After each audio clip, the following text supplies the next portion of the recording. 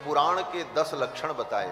अत्र सर्गो, सर्ग, जिस ग्रंथ में सर्ग का वर्णन हो। सर्ग माने भगवान के संकल्प से महत तत्व में जो विक्षोभ उत्पन्न होने पर महत तत्व से प्रकृति तत्व और फिर उसके विकार से पंच महाभूत पंच तन्मात्राओं का प्रादुर्भाव होता है, इसको सर्ग कहते हैं। तो इसका वर्णन जिसमें हो, जिस ग्रंथ में हो।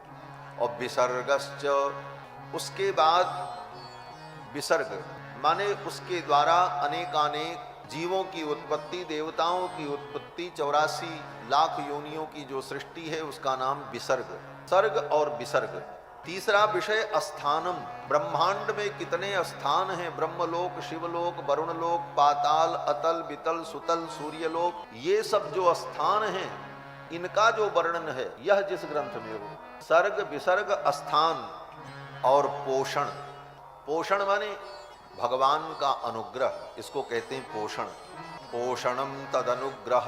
सर्ग हो गया, विसर्ग हो गया, स्थान हो गए, और उन स्थानों में उन लोकों में सृष्टि हो गई। लेकिन वो सृष्टि रहेगी कैसे? तो कहते हैं जब तक भगवान उस सृष्टि का पोषण नहीं करते अपने अनुग्रह से, तब तक वो सृष्टि रह नहीं सकती। तो जिस ग्रंथ में भगवान के पोषण अनुग्रह का वर्णन हो, ये चौथा विषय। और पांचवा विषय ऊतयः। ऊती माने वासना।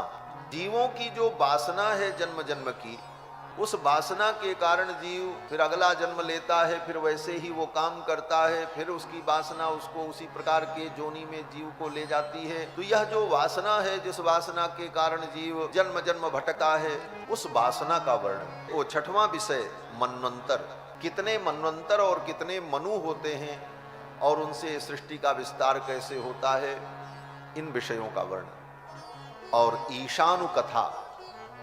ईशानु कथा माने भगवान की कथा, भगवान का अवतार और भगवान की कथा का वर्णन।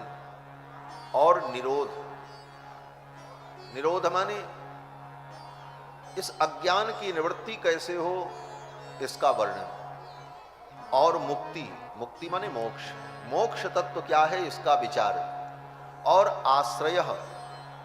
ये जितनी बातें कही गई, 9 बातें, सर्ग, विसर्ग, स्थान, पोषण, ऊती, मनवंतर, ईशानु कथा, निरोध, ये 9 लक्षण जो पुराण के हैं, इन 9 का जो आश्रय तत्व है, वो आश्रय तत्व कौन है? बोले वो भगवान है।